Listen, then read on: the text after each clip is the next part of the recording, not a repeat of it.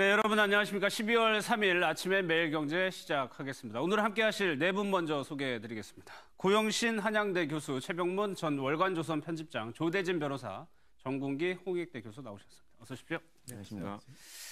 정치면부터 시작을 하도록 하겠습니다. 조선일보입니다. 4월 퇴진 열차 출발, 여당 얘기입니다. 야당에서는 탄핵 열차도 출발했다고 썼습니다. 그런데 두 당의 목적지가 다르죠. 퇴진과 탄핵. 비박에서는 7일 18시까지 수요일입니다. 7일 18시까지 퇴진 시점을 밝혀라. 안 되면은 탄핵에 동참하겠다. 세 개 야당은요, 탄핵안을 발의했고요. 여당 상황과 무관하게 무조건 9일에 표결하겠다고 밝혔습니다. 동아일보입니다. 탄핵으로 직진하는 야당과 탄핵을 비켜서는 여당, 비슷한 얘기입니다. 각 당 상황을 구체적으로 살펴보겠습니다. 매일경제입니다. 박근혜 대통령의 최후 통첩한 비박, 탄핵을 놓고는 균열 조짐을 보이고 있습니다. 고영신 교수님, 탄핵을 하게 된다면 비박계가 가장 중요한데 탄핵에 대해서는 균열 조짐을 보이고 있다고 얘기하고 있어요. 그러니까 탄핵을 하려면은 야 3당이 찰떡 공조를 해야 하는데 일부 균열을 보였다가 어제 봉합을 했어요.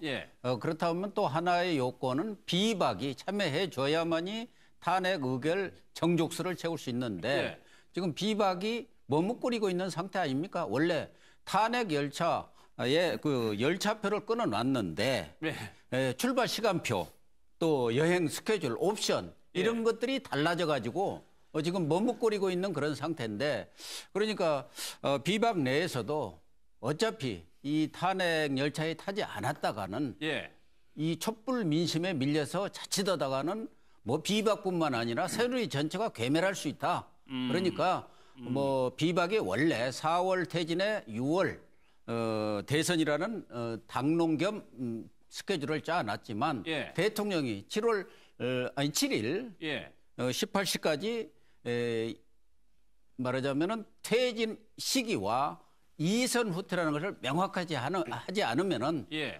탄핵에 동참할 수밖에 없다 이런 입장입니다만은 그 내에서도 지금 김무성 대표 같은 경우는 퇴진 시기를 명확하게 한다면은 후퇴여 여러 이런 리스크 위험 부담이나 시간의 여러 가지 불명확성 이런 것들을 감수하면서 후퇴여 탄핵 열차를 탈 필요는 없지 않느냐. 정치적 대타협을 통하면 얼마든지 가능하다는 입장인데 또 유승민 의원 같은 경우는 어차피 지금 탄핵을 하지 않고는 안 된다 그런 입장이었고 비박 내에서도 9일 여야가 야당 야 3당의 합의는 탄핵 열차를 탈까 말까를 놓고 지금 뭐랄까요 균열이랄까 다소 견해차를 지금 보이고 있는데 어쨌든 문제는 대통령이 7일 이전에 7일까지 어떤 카드를 내놓느냐 여기에 따라서 비박의 최종 행동이 결정될 것 같습니다. 비박을 그래 강경파, 온건파 구분하더라고요. 김무성 전 대표 같은 경우 온건파로 분류가 되고 강경파에는 유승민 전 원내대표가 거론되는데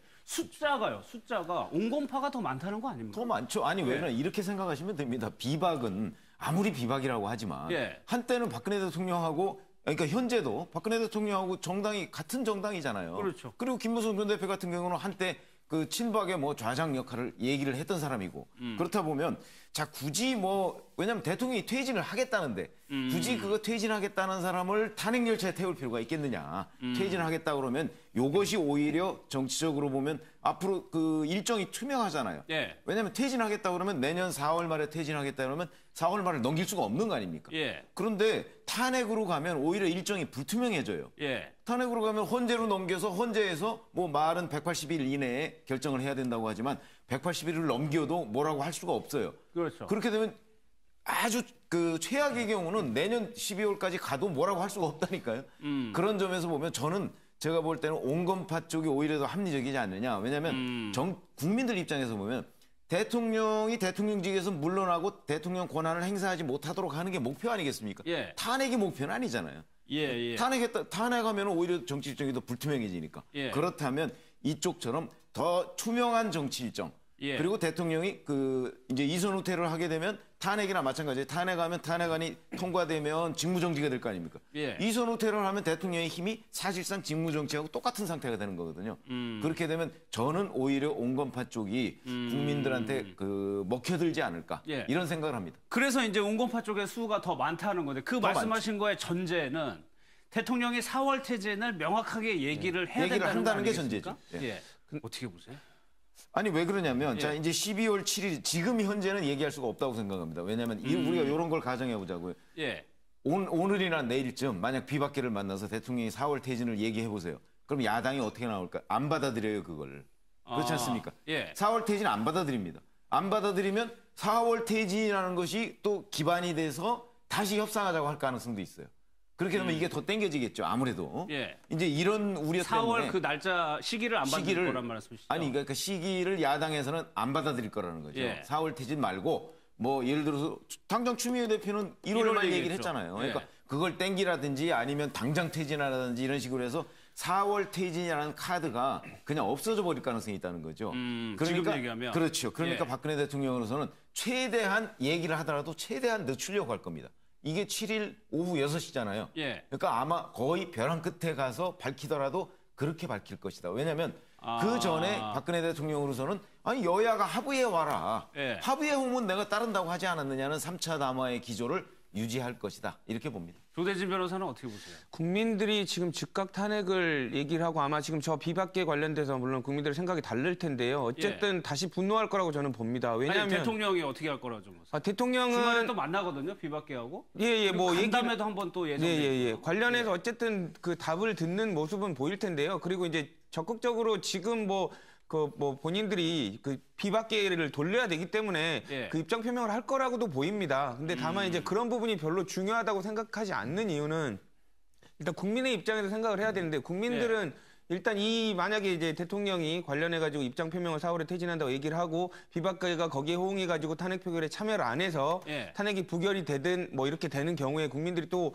분노를 할 이유가 뭐냐면 첫 번째로 그렇게 지금 국민들이 지금 150만이 모여가지고 지금 즉각 퇴진을 요구를 하고 있는데 그 지금 비박계가 본인들이 어떻게 보면 지금 학교로 치면 퇴학하라는 건데 본인이 조기 졸업한다고 지금 얘기하는 거 아닙니까? 그거 할 수 있는 국민적 합의가 있느냐 이 부분입니다. 그러는 것도 없이 왜 본인들이 비박계가 그 캐스팅보드 지고 있다고 그렇게 밀고 나가느냐 그 부분이고요.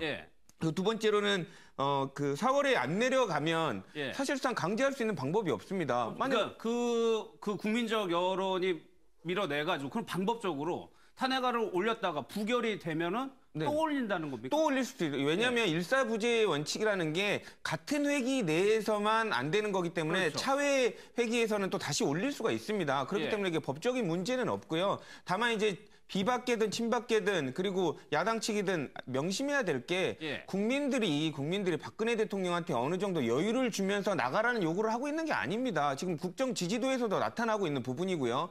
그거를 지금 비박계가 물론 아까 편집장님께서 말씀해 주셨듯이 뭐 같은 지붕 안에 있었고 같은 살림을 했는데 어떻게 본인이 나가겠다는데 그걸 밀어내느냐라고 얘기를 할 수 있지만 어쨌든 같은 집에서 살았든지 안 살았든지 국민들은 걱정하고 있다는 거죠. 4월에 약속해갖고 안 나가면 어떡할 거냐.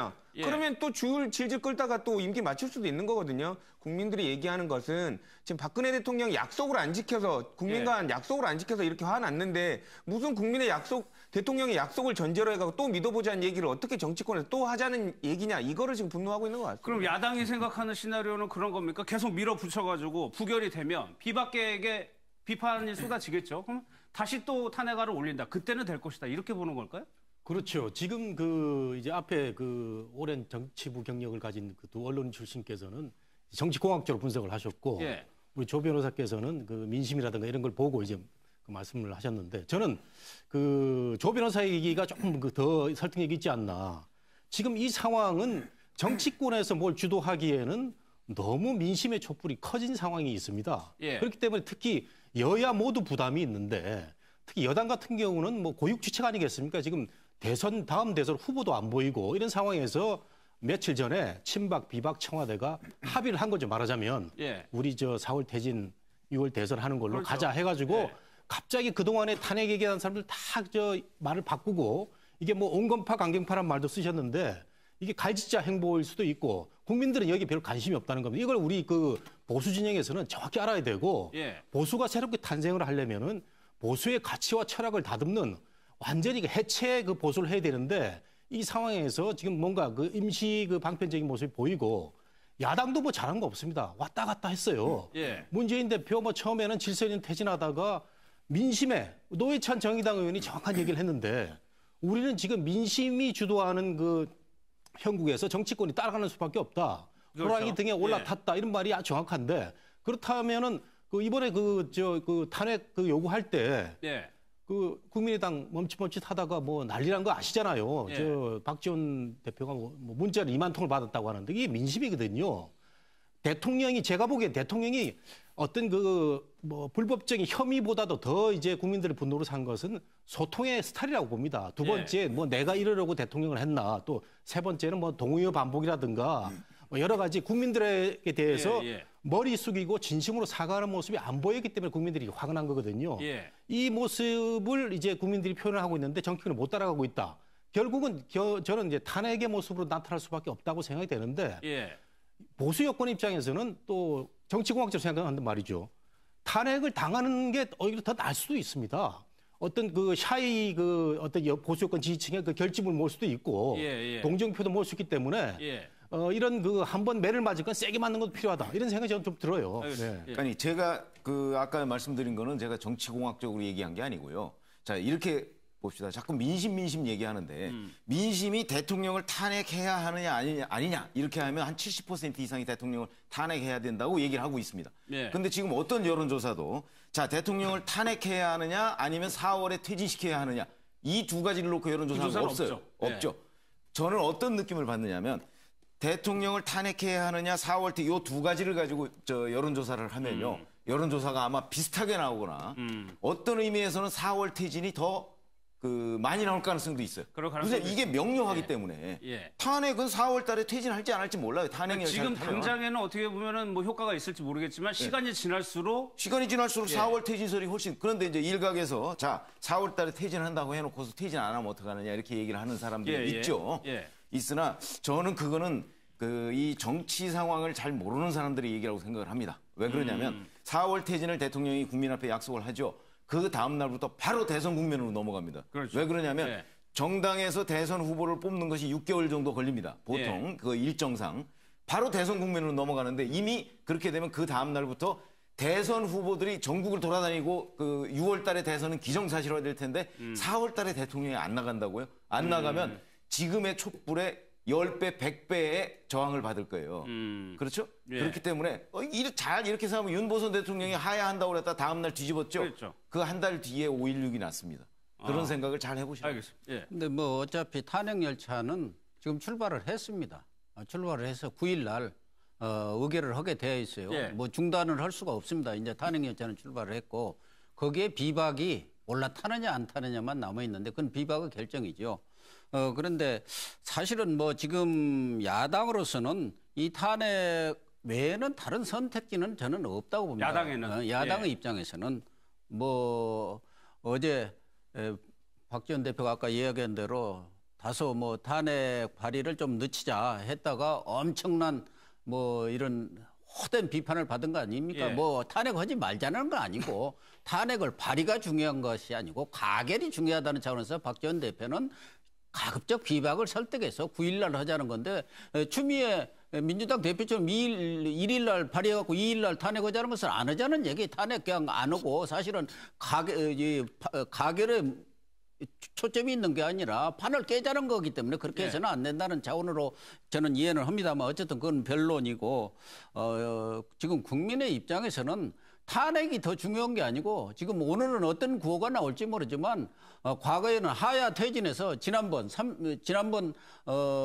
이 5차 집회에서는 체포 구속이었어요. 체포 구속으로 이렇게 간 상황이기 때문에 국민으로서는 당장 뭐 탄핵 이런 거 없이 오늘이라도 내일이라도 당장 하야라는 거 아니겠습니까? 그러한 열차 국민들의 그런 촛불 민심을 야권이 무슨 선도해왔다든가 그런 거 없어요. 사실은 오늘날 이 최순실 정국, 이 탄핵 정국도 언론과 시민들이 만들어 온 정국이고 예. 거기에 야권을 올라탔을 뿐이란 말이에요. 그런 부분들을 정치권에서 특히 야권이 질서 있게 이런 제도적으로 담아내가지고 어떤 합리적인 결정을 내렸다면 모르지만 야권 자체도 3야도 지금 갈팡질팡하고 있었던 그런 상황 아닙니까? 예. 그렇기 때문에 촛불 민심을 거역할 수는 없는 것이고 또 야권의 입장에서는 우리 최병목 편집장께서는 4월 말 이렇게 퇴진한다고 약속하면 어떻게 그걸 거부할 수 있겠느냐. 예. 그런데 보세요.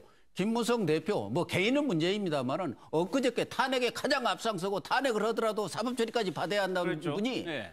4월 퇴진하겠다는, 임기 단축하겠다는 그 한마디에 벌써 확 틀어지지 않습니까?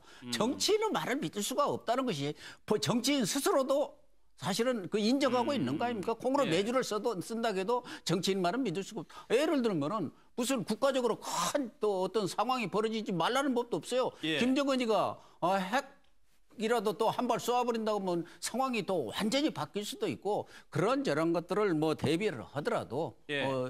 야당으로서는 다른 선택지는 없지 않겠느냐. 예, 확실하게 탄핵을 예.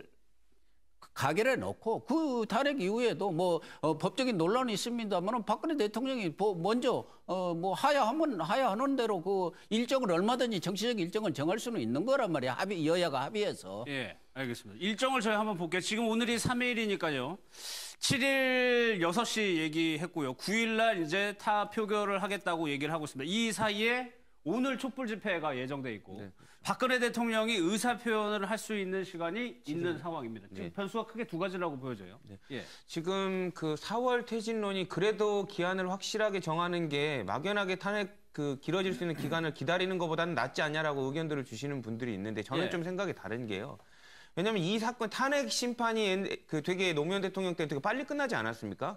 상대적으로 되게 빨리 끝나는데 이번에는 사안이 복잡하기 때문에 길어질 거다라고 얘기를 하고 있는 사람들이 있습니다. 네. 그리고 그 사이에 현재 재판관이 2명이나 바뀌는데 그 사이에 못 끝나면 질질 끌어질 것 같지 않느냐 이렇게 걱정을 하시는데 저는 바뀌기 전에 끝날 수 있다라고 보는 게 예. 헌법재판의 심리가 빨리 끝날 수 있는 두 가지 경우가 있습니다. 하나는 노무현 대통령 경우처럼 아주 단순한 경우든지 아니면 두 번째는 지금처럼 아주 책임이 이미 명료해져 본 경우에는 심리할 게 별로 없습니다. 왜냐하면 사실상 만약에 헌법재판소에 가서 이것저것 책임인지를 다툴 여부가 충분히 있다면 예. 물론 심리가 길어질 수 있습니다. 하지만 지금 공범의 공소장에 적시될 만큼 범죄 혐의가 위반한 게 확실하게 드러나 버렸거든요. 예. 그러면 헌법재판관들이 별로 판단할 게 없습니다. 그 말은 노무현 대통령의 경우하고 비슷하게 그때 판단했던 것과 비슷하게 아주 짧은 시간이 걸릴 가능성이 법조인의 입장에서는 걸릴 거라고 생각이 들고요. 예. 그런 입장에서 본다면 지금 헌법재판이 사안이 여러 가지이기 때문에 종류가 여러 가지이기 때문에 길다.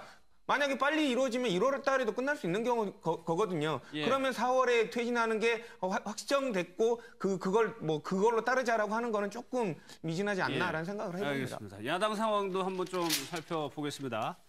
탄핵 호랑이 등에 올라탄 세 개의 야당. 부결되더라도 직진하겠다. 부결되더라도 직진하겠다. 이 얘기가 촛불 민심을 믿겠다는 얘기입니까? 그렇습니다. 앵커 말씀이 정확한데요. 부결되더라도 야당은 손해볼 것이 없습니다. 지금 이 상황에서는. 왜냐하면 대통령이 지난번에 3차 담화를 너무 잘못했습니다. 내용적으로는 그렇게 잘못한 건 없는데 예.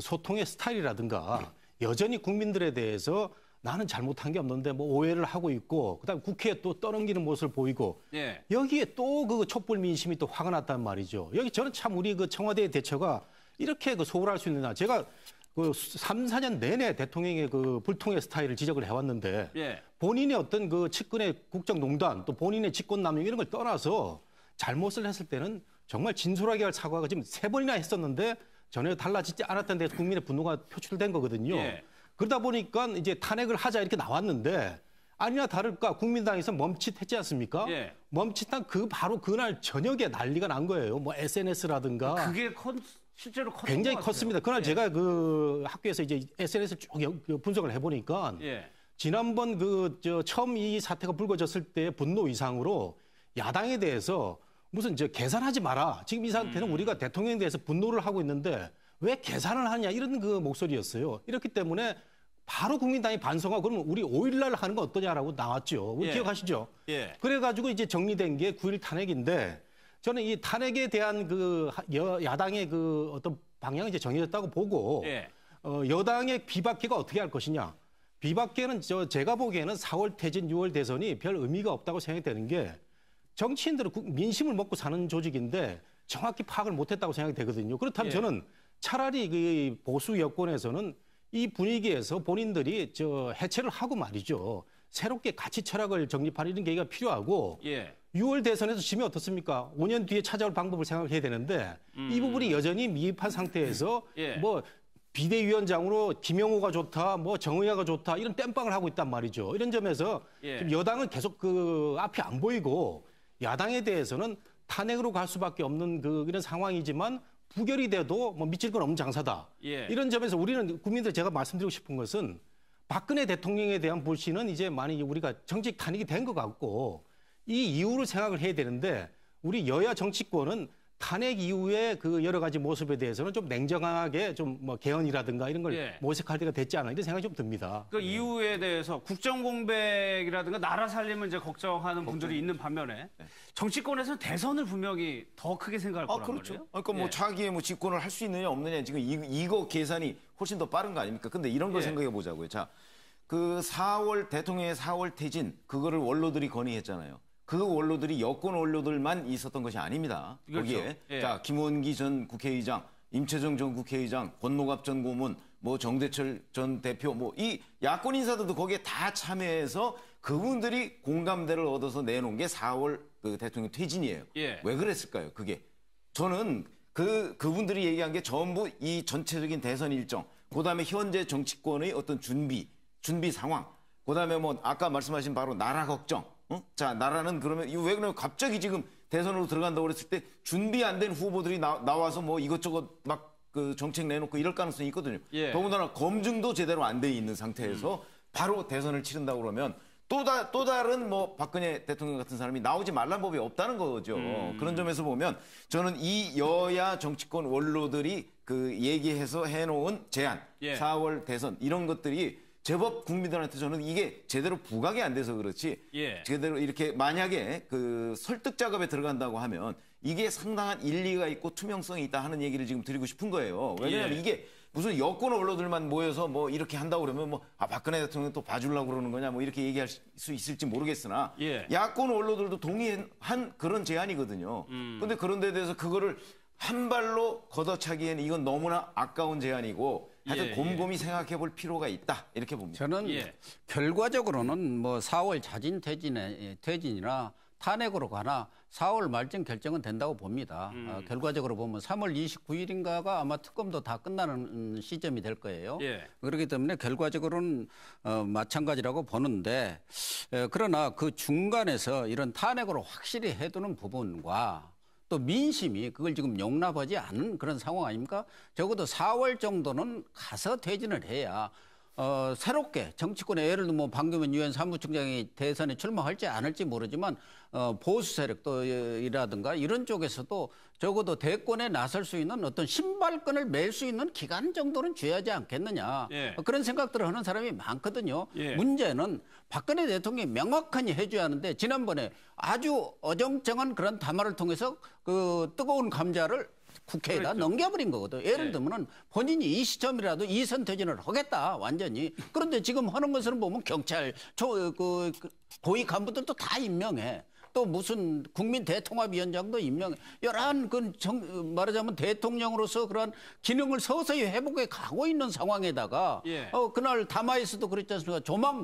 조만간 기자회견을 열고 그동안 의혹으로 제기됐던 문제들에 대해서 상세히 설명을 하겠다. 해명을 하고 뭐 기자들과 일문일답도 하겠다는 것은 여론전을 하겠다는 그런 얘기 아닙니까? 물론 긍정적으로 좋게 선의로 생각해서 앞으로 특검도 있고 그러니까 미리 자신의 입장들을 좀 설명을 드리겠다. 뭐 그런 측면도 있지만 예. 이게 어떻게 보면은 여론전을 통해서 상황 반전을 혹시 기대할 수도 있는 거 아닌가는 그런 그 노림수 같은 것들이 드러나 있기 때문이고 예. 또 하나는 박근혜 대통령이 그동안 본인이 얘기한 대로 법과 원칙 약속을 지키는 그런 모습들을 보였더라면 모르는데 그 이전에 상황과는 달리 최순실 사건 이후로 일어나는 여러 가지 상황들에 볼 때 박근혜 대통령을 믿을 수가 없다. 너무 거짓말을 많이 해왔다는 게 대체적인 일반 국민들의 민심 아닙니까? 그런 민심을 외면할 수 없으니까 일단 탄핵을 해놓고 대통령이 그 전에라도 물러나는 거야. 뭐 물러나면 되는 거 아니겠습니까? 그런 차원에서 뭐 야권은 접근할 수밖에 없지 않겠냐는 그런 생각이고 국민들도 그런 부분에 많이 공감을 하고 있는 거 아닌가 보입니다. 물론 뭐 촛불 민심만이 전부 민심은 아니지만 뭐 저희 같은 좀 뭐랄까요 좀 사회적으로 좀 기득권 세력이랄까 뭐 좀 그런 분들은 좀 질서 있게 국정 혼란을 최소화하면서 정치적 대타협을 끌어내는 것도 좋은 방법 아니냐 이런 생각을 일부는 또 갖고 있는지도 모르지만 대다수 국민들은 그게 아니라고 본다면 정치권은 자신들이 끌어갈 수 있는 주도권을 쥐지 않은 상황에서 다른 선택의 여지는 없지 않나 그렇게 보여집니다. 지금 뭐 정치권이 내일 또 어떻게 될지 모르고 대통령이 뭐라고 얘기하면 또 바뀌기 때문에 어떻게 지낼지 좀 한번 보도록 하겠습니다. 새누리당 내부 사정 친박들 한번 보겠습니다. 박근혜 대통령을 지켜라. 내가 몰락하지 않으려면이라고 얘기를 했습니다. 박근혜 대통령을 지키려는 이유가 내가 몰락하지 않기 위해서다라고 평가를 했는데 이 부분 어떻게 보세요? 한겨레 신문 보도죠. 그래서 저는 지금 친박들이 박근혜 대통령을 지킬 방법이 없다고 생각하거든요. 없다고 생각해요. 아니 누가 봐도 없어요. 그리고 앞으로도 없을 거예요. 왜 그러냐면 자 박근혜 대통령이 상황 변화 어떤 상황 변화가 있다고 그래서 박근혜 대통령이 국정의 동력을 회복할 수가 있을까요? 지금 뭐 한 달 이상 5% 4% 정도를 왔다 갔다 하고 있는데 이런 정도 이게 갑자기 올라갈 가능성이 없다고 생각해요. 왜 그러냐면 저희가 이제 저희 주변에서 이른바 박근혜 대통령을 찍었다는 사람들을 이렇게 만나보면 그 사람들이 그 박근혜 대통령에 대한 배신감 이런 게 굉장히 강해요, 현재. 물론 그 사람들이 보수 세력이라는 어떤 토대를 떠나지는 않았어요. 보수 세력이라는 토대를 떠나지 않고 뭉쳐 있는데 이 사람들이 가지고 있는 박근혜 대통령에 대한 배신감은 상당하다는 거죠. 이거는 제가 느끼기에는 회복되기 어려운 상황입니다. 어떻게 해도 대통령을 어떻게 다시 해도 지지하지 회복되기 않는다. 어려운 상황입니다. 그러니까 그 사람들이 바로 지금 박근혜 대통령이 퇴진 일정을 명확하게 밝히라고 얘기를 하고 있는 거예요. 그래서 퇴진하라. 그러니까 대통령으로 더 이상 있지 말라는 얘기거든요. 자 그렇다면 저 친박 몇 명이 앉아가지고서 자기네들이 아무리 머리를 짜고 아이디어를 짜낸다 할지라도 과연 박근혜 대통령을 지킬 수 있을 것인가? 이미 대세는 무너졌다고 보는 거죠. 그러니까 더군다나 박근혜 대통령 지금 뭐 내일 언제 탄핵될지 아니면 언제 이선 후퇴를 할지 지금 뭐 한 달도 안 남았어요. 제가 보건대는. 그런데 지킬 방법이 있을까요? 없을 거로 봅니다. 그러면 4월 퇴진을 하게 되면 이 친박계 의원들에게 유리한 점은 있습니까? 탄핵이 아니고 4월 퇴진을 하게 되면. 아니 이미 대통령이 내가 언제 퇴진하겠다 그러잖아요. 그때부터 친박은 없는 겁니다. 계보로서의 친박은 없는 겁니다. 아마 그냥 어떤 개인적인 정리나 뭐 의리 때문에 저 세 분 정도가 뭐 박근혜 대통령하고 통화할지 모르겠으나 다른 친박이 있잖아요. 뭐 새누리당에서는 현재까지도 친박이 다수니까 그 친박은 대통령이 퇴진 시점을 명확히 하는 한 정치적으로는 사망 선고나 다름없다 이렇게 봅니다. 예전에 패종 뭐 이렇게. 그럼요. 아까 말씀 주신 그 부분 중에 그리고 또 뭐 여당에서도 그렇게 주장을 하고 있는데 탄핵이 되고 바로 60일 이내에 뭐 선거를 하면 혼란이 있을 것이다. 그리고 뭐 시간도 충분하지 않을 것이다 얘기를 하는데 저는 그 부분에 대해서 조금 말씀드리고 싶은 게 그 60일 이내에 관련돼서 선거를 하라는 건 법에 규정된 겁니다. 그게 바로 입법 정책을 만들 때 이미 법이 그런 상황들을 상정을 해서 60일로 만든 거거든요.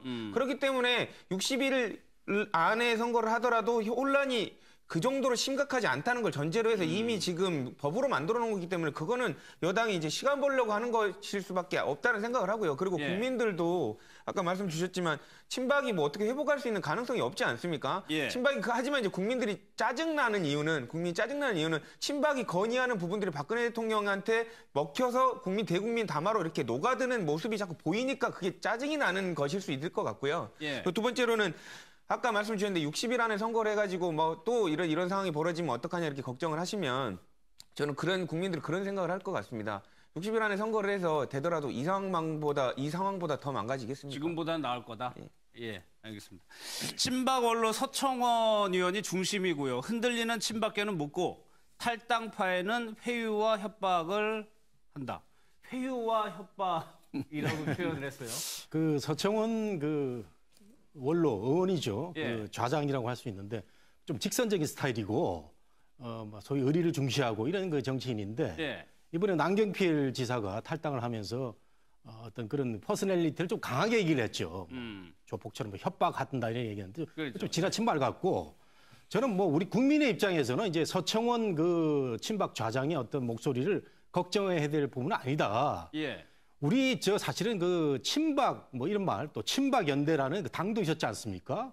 사실 이런 그 이념과 어떤 철학을 공유하지 않는 어떤 개인의 기대인 그 정치 조직체가 만들어진 희한한 게 친박 연대였습니다. 우리 국민들도 잘 책임 있는 거 이런 사람 뽑아준 것에 대해서 예. 이게 우리나라 정치 현실인데 이게 저는 뭐 서청원이나 최경환이나 이정현이나 뭐 다들 뭐 아까운 분들이지만 시대의 요구에 그 어떤 그 흐름이 있다면은 분명히 뭐 진퇴를 결정해야 될 것 같고 저 이렇습니다. 지금 비박과 친박과 청와대가 이제 그 모여서 4월 퇴진 6월 대선을 이제 합의를 했지 않습니까? 예. 뭐 모종의 합의를 한 걸로 보이는데 이게 이제 민심의 목소리를 제대로 파악을 했느냐라는 부분은 저는 굉장히 퀘스천 마크를 갖고 있습니다. 예. 지금 벌써 언론에서는 뭐 매경을 비롯해서 보면은 보수를 진정으로 걱정하는 사람들은 보수의 가치와 철학을 다시 한번 생각하면서 집을 새로 짓자는 건데 예. 지금 여의도에 정치하는 일부 새누리의원들은 뭐 그런 거는 아예 안중에 없고 예. 오로지 자신들의 그 안위만 걱정하는 이런 모습이거든요. 그런 점에서 좀 안타깝고 그다음에 야당의 그 지금 그 모습에 대해서는 국민의당이 이제 갈짓자 걸음을 걸었고요. 다만 이제 그 반응으로 봐가지고 드디어 이게 아니구나라는 거에서 이제 탄핵 대회로 동참을 했는데 저는 이렇게 봅니다. 온 국민의 목소리가 탄핵이라는 걸 그 목소리가 뭉쳐졌다면은 이 이유를 이제 그 우리 정치적으로 걱정을 해야 되는데 이 이유를 어떻게 걱정을 해야 되느냐? 우리 그 300년 전에 그 존 밀턴이라는 사람이 사상의 자유시장 이론을 들고 나올 때 진정한 목소리는 광장에서 결정된다 그랬거든요. 그러면 예. 탄핵이 결정됐을 때 또는 대통령의 그 어떤 불법 혐의가 미진해서 탄핵이 안 됐을 때 다시 한번 광장의 목소리를 들어보는 겁니다. 거기에 대해서 정치권이 여러 가지 뭐 공학적 이런 냉정하게 생각을 할 필요가 있고 지금은 어떤 그 정치권의 이해관계를 그 하기에는 너무 민심의 그 흐름이 급박하다. 그런 점에 청와대도 좀 더 지금 필요 이상으로 매를 많이 맞고 있는 것 같은데 좀 소통의 스타일도 다시 한번 이 마지막 과정이지만 좀 다듬어야 될 것 같아요. 알겠습니다. 주제를 좀 바꿔보도록 하겠습니다. 최순실 씨하고 차은택, 안종범 전 수석이 어떻게 지금 구치소에 들어갔는데 구치소를 뭐 안 가봐서 모르겠는데 조대진 변호사님 지금요 영치금으로 최순실 씨는 내복을 샀다고 그러고요.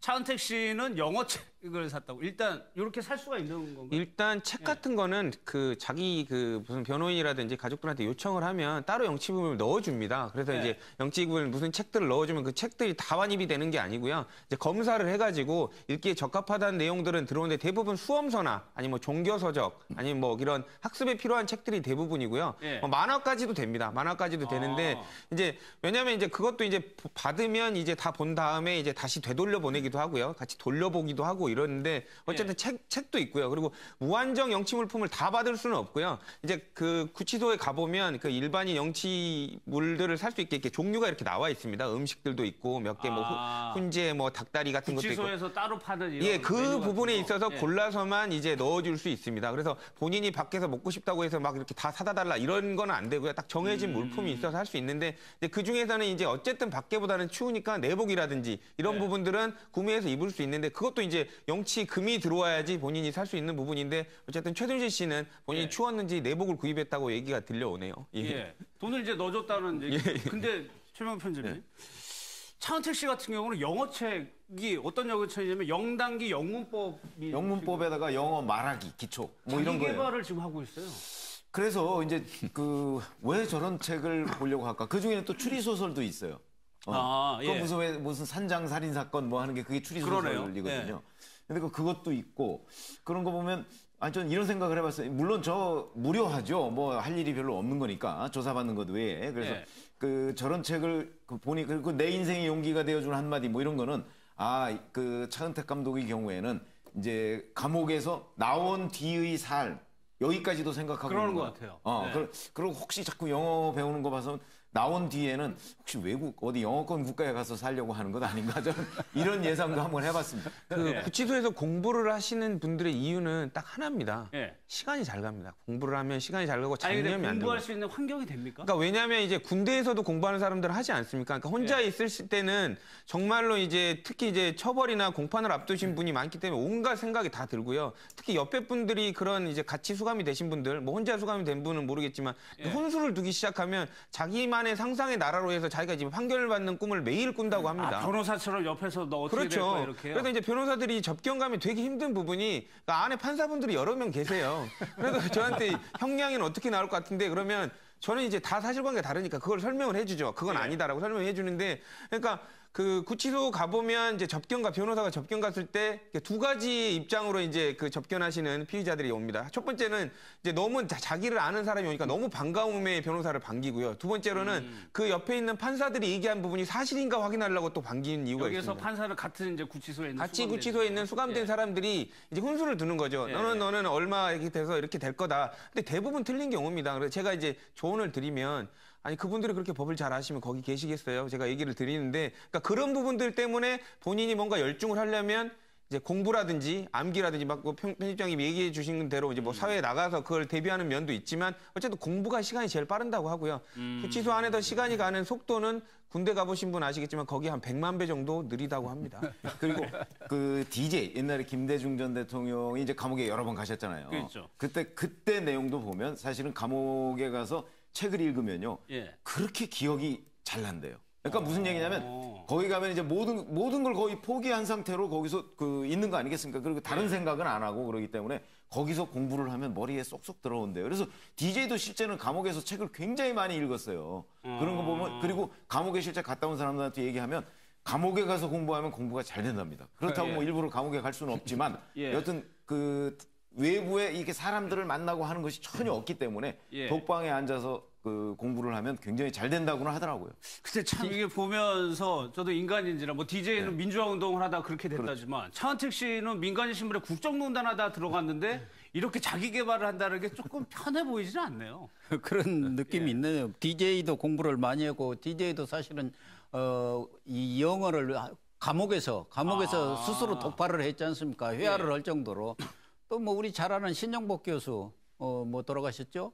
그분이야 뭐 감옥으로부터 사색 등 수많은 책들을 감옥에 있으면서 장기수로 있으면서 다 책을 많이 썼지 않습니까? 그런 분들도 있고 어쨌든 차은택 씨도 감옥에 있지만 또 나와서 삶도 생각해야 하지 않겠습니까? 그렇기 때문에 뭐 영어도 공부하고 또 뭐 여러 가지 뭐 인생 조언서 같은 것도 보는 것 같은데 뭐 감옥에 있으면 말씀하신 대로 시간이 많이 남을 거예요. 그러다 보면 무료하고 또 뭔가 자기 인생을 되돌아보는 그런 시간도 되지 않겠습니까?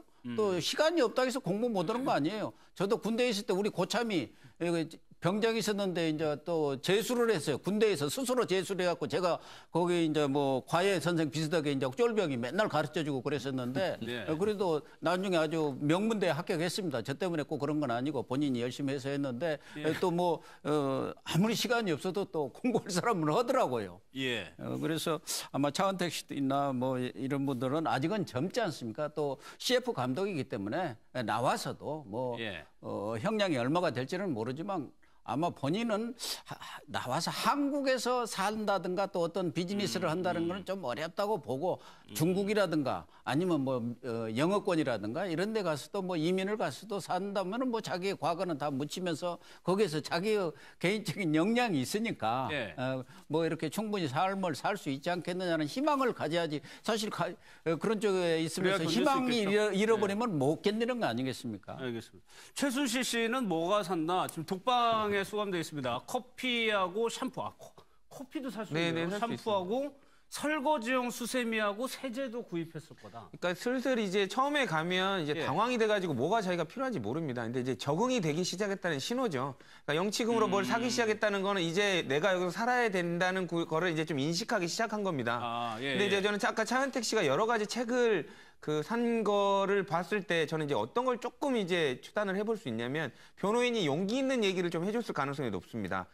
네가 지금 처벌은 받아야 한다. 하지만 지금 관련해서 네가 독박 쓰는 상황은 아니고 특검이 진행되고 있고 사실이 밝혀진다면 네가 억울해하는 부분들이 뭐 밝혀질 수 있고 네가 형량을 얼마 받든지 그래도 나와서 제기할 수 있을 부분이 있으니까 그 부분 지금은 달게 받더라도 준비를 해라 이런 식으로 해서 뭐 지금은 처벌을 받겠지만 그래도 뭐 다른 생각 나와서의 생각을 좀 했을 가능성이 있어 그런 사람들이 대부분 책을 보거든요. 예, 알겠습니다. 최순실 씨 관련 기사 하나 좀 더 보겠습니다. 동아일보입니다. 정봉기 교수님, 국정원에서요 최순실 보고서가 영건이다. 뭐 물론 이게 보고서를 만드는 것이 적절하냐 부적절하냐 그 논란이 있겠지만 이 정도까지 이제 휘젓고 다녔는데 영건이었다. 비선 앞에 마비된 정보망. 최순실 씨가 뭐 모 국장, 수국장인가요? 그 사람도 뭐 거의 비선이라고 활용했던 내용도 있었는데 어떻게 보세요? 그러니까 저 신문은 이렇게 분석을 하고 있어요. 왜 국정원 정말 방대한 조직을 가진 제가 봐도 국정원 다이어트 좀 해야 될 것 같은데 어쨌든 그 국민들이 일 잘하라고 뭐 대북 관계, 국내 관계 일 잘하라고 해외 정보 그렇게 방대한 조직에 그 우리 세금을 들여서 운영을 하고 있는데 국정원의 이번 그 정보 활동, 최순실이라는 정보 활동은 정말 빵점이었다 이런 거 아니겠습니까? 그 원인은 뭐 자연인이었기 때문에 뭐 전혀 그 뭐 정보 캐치를 못했다 이런 분석도 하고 있고 그 다음에 새 문고리 3인방의 그 은밀한 그 관계였기 때문에 또 청와대에 있었기 때문에 밝혀내지 못했다. 뭐 등등 이렇게 분석을 하고 있는데 말이 안 되는 거죠. 저는 이번 최순실 게이트, 박근혜 게이트를 이렇게 쭉 이제 거시적으로 보면 우리 사회에서 파수꾼이 실종된 겁니다. 단지 국정원뿐만 아니고요. 국정원 하기 이전에 그 파수꾼에는 제1선이 이제 정치권인데 여야 모두 특히 야당 직무유기한 겁니다. 야당의 그 역할이라는 게 뭡니까? 현 집권 정부 견제하면서 애섭게 몰아붙여야 되는데 이거 방기한 거고요. 여당은 말할 거 없고 그다음에 언론이 있는데 뭐 저도 언론인 출신입니다만은 언론의 제일 사명이 그 파수꾼 감시견 역할 아니겠어요? 몇몇 그 일부 그 보수 언론에서 그 논설위원들이 고군분투하면서 박근혜 정부의 어떤 실정을 많이 지적을 했습니다만은 정말 미흡했고 파수꾼이 뭐 없었던 거고 그 다음에 해야 될 우리가 세금을 들여서 저 운영을 하고 있는 이런 조직들에서 전혀 최순실에 대한 그 보고가 없었다는 거. 국정원 이제 말씀하셨고 그 다음에 뭐 기무사라든가 군과 관련된 것도 있으니까 기무사 뭐 경찰은 어떻습니까? 경찰은 가장 방대한 조직인데 뭐 그 박관천인가 그분 뭐 외에는 정말 그 파수꾼 역할을 하지 못한 데 대해서 저는 우리 그 정부 언론 또 청와대 참모들 또 심지어 우리 국민들까지 모두가 한번 반성하게 되는 기회가 이번에 그 최순실 박근혜 게이트가 아닌가. 뭐 박근혜 대통령이 연루가 됐다면 이런 점에서 정말 우리 국민들이 한번 저는 업그레이드 될 수 있는 또 좋은 기회라고 하면 생각이 됩니다. 그런데 혹시요? 영리라고 해가지고 정윤회 문건 유출 사건 같은 경우에 조홍천 전 비서관이랑 박강정 의원이 그냥 퇴출되가 있단 말이에요. 그런 거를 시그널, 그러니까 무서워서 안 한 가능성도 있을까요? 권력이 무서워서 안 한 거죠. 경찰이라든가 국정원 이런 데서 그 내용을 모르는 게 아니지 않습니까? 지금 그 국정원도 추모국장이 최순실 건 그런 관련한 정보들은 추모국장이 딱 모아가지고 우병우한테 또 직접 보고를 했다는 거 아닙니까? 직접 보고를 했다는 거예요. 그렇기 때문에 모르는 게 아니고 덮은 거죠. 경찰도 마찬가지 아닙니까? 경찰 정보망이 어떤 데입니까? 박관천이가 아는 것을 경찰 정보국이 있고 거기 뭐 여러 가지 첩보 수집하는 데가 있는데 모를 리가 없고 검찰도 마찬가지죠. 범죄 뭐 그 첩보단도 있고 다 있지 않습니까? 그런 관련 그런 조직들이 문건들은 다 있었을 거예요. 내용. 그러니까 언론은 기자들이 무슨 수사권이 있는 것도 아니고 무슨 계좌 추적권이 있는 것도 아니에요. 언론들이 가서 그걸 추적할 수 있는 일을 이런 공권력을 갖고 있는 이런 기관들이 못했을 일은 없고 이 지나친 권력 앞에 그냥 사실관계를 덮어버렸다고 봐야 하는데 그것이 꼭 뭐 대통령제의 책임이냐 뭐 어떤 그런 문제를 얘기하는 사람도 있지만 지금까지 이 대통령의 권력이 워낙 강하다 보니까 뭐 다른 사람한테는 얘기할 수 있죠. 당신들이 말이야 왜 제 목소리를 못 내냐. 본인들보다 내라고 하면 내는 사람이 없어요. 제가 해보면은. 그렇죠. 사실은 자기가 자기 피해를 감수하면서 경우에 따라서는 해직이 되고 또 경우에 따라서는 퇴학이 되고 저 직장에서 물러나고 뭐 여러 가지 승진을 못하면서 그런 목소리를 낸다는 것은 그렇게 쉬운 일은 사실은 아닙니다. 남한테는 요구할 수 있지만 그러니까 뭐 대통령뿐만 아니라 그 김기춘 비서실장, 그 김영환 그 민정수석의 그 메모장에도 다 나와 있지 않습니까? 덮으라고 사실상 지시한 거 아니에요. 그러다 보니까 그 밑에 있는 하부 조직들은 거기에 대해서 다 알면서도 입 딱 다물어 버린 것이죠. 그걸 뭐 잘 있다고 할 수는 없고 제대로 국가의 녹봉을 받고 국민의 세금으로 또 봉급을 받는 사람들이 거기에 대해서 정말 우리 정kun기 교수님 말씀대로 파수꾼 역할을 제대로 해야 하는데 못했는데 어쨌든 그런 점에서 본다면은 권력이 한 곳에 집중될 것보다는 좀 분권형으로 나감으로 인해서 서로 견제와 균형을 할 수 있는 그런 체제를 갖춰야 한다. 그런데 우리는 지금 그게 안 되어 있는 것이 가장 큰 문제라고 봅니다. 그러니까 여기에서 이제 뭐 우리는 책임 없고 저 사람이 문제다. 지금 대부분 다 그러고 있잖아요. 근데 그게 야당도 좀 자유로울 수가 없다고 보는 거죠. 자, 김대중 정부 때 왜 우리가 뭐 홍삼 게이트 흔히 얘기하지 않습니까? 대통령 아들들. 그 게이트가 맨 처음에 그런 것들이 문제 제기된 게 사실은 야당에서 문제가 나왔어요. 왜냐하면 야당에는 그런 정보들이 많이 들어가게 돼 있어요. 오히려 반대로요. 들어가게 되죠. 들어가게 돼 있어요. 근데 지금 야당은 그런 문제를 거의 제기 못했어요. 최순실 씨나 정윤회 씨 문제를. 어찌 보면 지금 이 사태는 언론이 끌고 온 거 아니에요. 취재를 해서.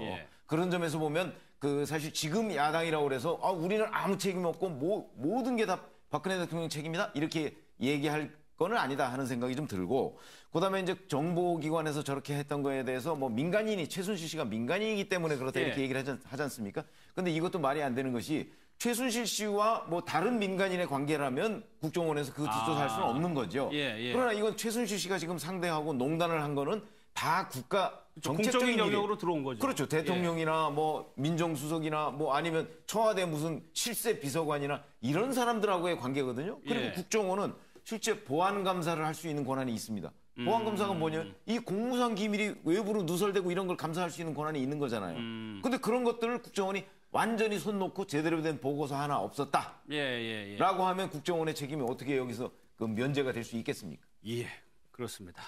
다음 내용 좀 한번 보겠습니다. 신동욱 씨의 인터뷰가 실렸는데 뭐 지금까지 신동욱 씨 인터뷰 많이 소개해드렸는데 조금 특이한 내용이 있어요. 여기 보면은 조대진 변호사님. 박근영 씨가 결혼하고 이제 신동욱 씨가 재혼을 한 건데 그렇죠. 초혼을 했을 때 처음 결혼했을 때 헤어진 것도 최 씨 일가가 방해를 나서 했다고 주장을 하고 있습니다. 물론 이제 다 믿을 수는 없겠죠. 근데 이제 언론에서 뭐 신동욱 씨도 그렇게 얘기를 하고 있지만 관련해서 다 그 일가 최 씨 그 일가가 좀 이상한 사람으로 몰아버린 경우들이 있지 않습니까? 근데 이제 저는 처음에 이제 이런 얘기들을 듣고 이럴 때 오히려 이제 뭐 세간에 나온 얘기가 맞지 않느냐. 워낙 또 본인들이 이제 독특한 행동도 하시고 이런 부분도 있지만 아예 그냥 좀 국민들도 일관되게 좀 이상한 사람들이라고 생각하는 부분들이 많았을 것 같아요. 근데 이제 와서 이제 최순실 농단을 보고 나서 이렇게 얘기를 들어보니까 실제로 이 사람들 말하는 게 뭐 신동욱 총재도 말하는 걸 보면 어느 정도 진실성이 느껴지고 되게 안타깝고 측은한 마음이 좀 들더라고요. 다시 보는 면도 왜냐하면 사실상 저희들은 그런 생각을 했었습니다. 그 친척이 대통령인데 설마 이 정도까지 하겠느냐라는 생각을 해서 되게 오해한 면이 많았거든요. 근데 지금 이 상황에서 비추어 보면 저게 사실일 가능성이 꽤 높구나라는 생각이 들고요. 만약 그게 사실이라면 이때까지 대부분의 국민들이 물론 이제 이 기회를 통해 갖고 본인이 거짓말하고 본인이 살아날 기회를 만드는 건 아니겠지만 어쨌든 본인이 한 말 부분에 상당수는 뭐 사실일 가능성도 있다라고 좀 느껴집니다. 그래서 최 씨 일가가 이혼을 부추겼다라고 또 얘기를 하고 있는데 최병필 편집님 여기서 그러면 최태민 일가가 박근혜 대통령에게 어떻게 접근했느냐 여기서 돈이라고 얘기를 하고 있거든요.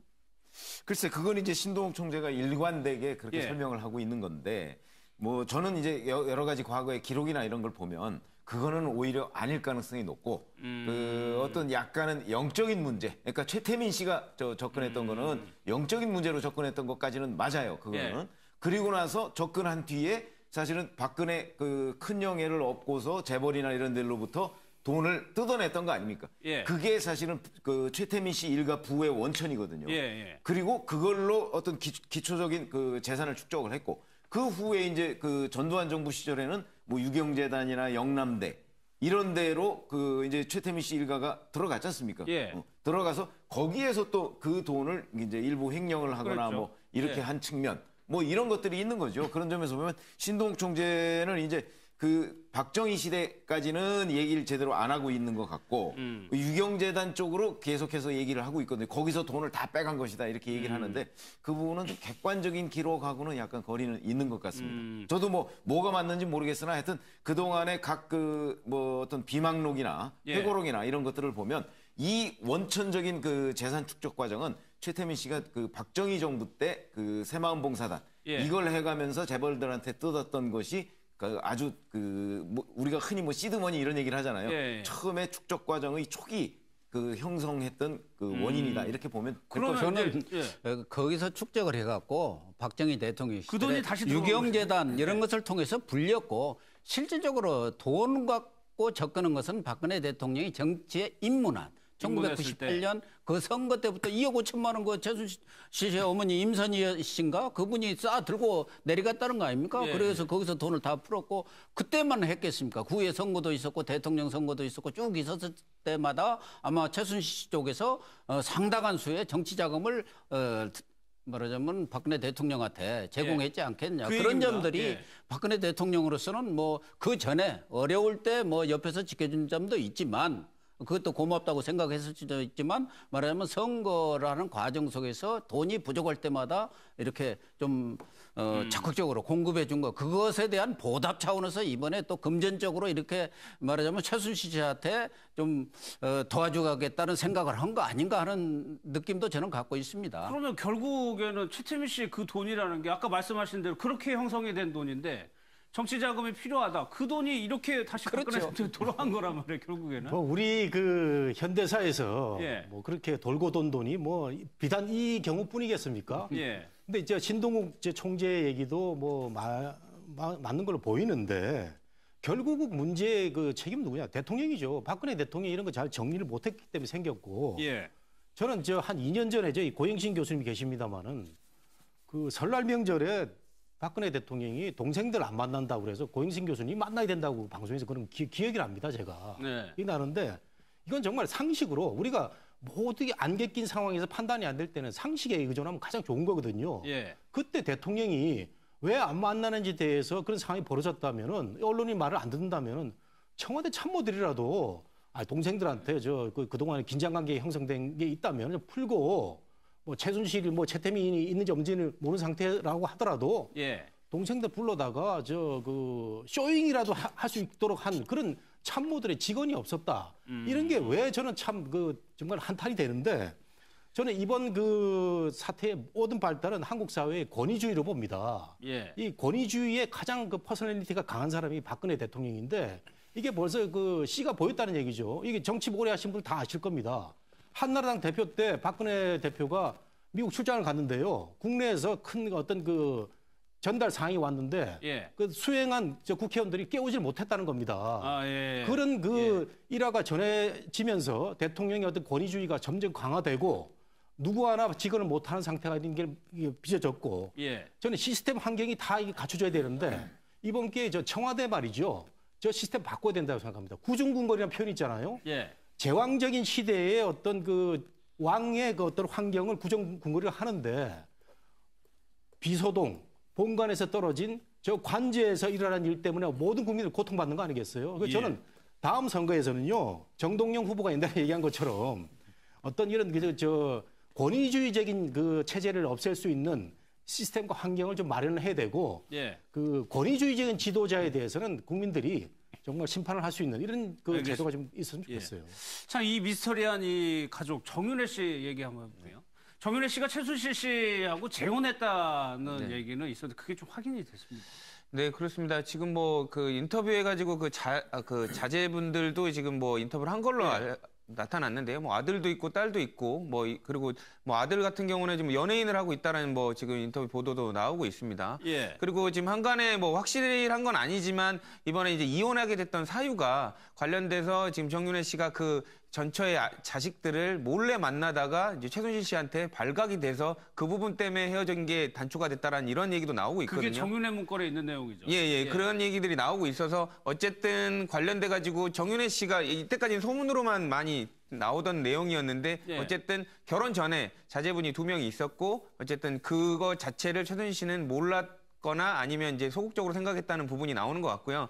근데 이제 그 아들과 인터뷰를 한 부분이 아들은 뭐 정윤회 씨에 관련돼서 전혀 연락 없이 살았다. 나는 오히려 지금 뭐 조마조마한 상태다. 이런 입장을 표명하고 있는 상태입니다. 예. 그 아들 인터뷰가 정유라가 워낙 돈다 이런 거를 사오랐기 때문에 완전히 잊혀진 아들이란 분이 완전 대비되는 좀 모습이더라고요.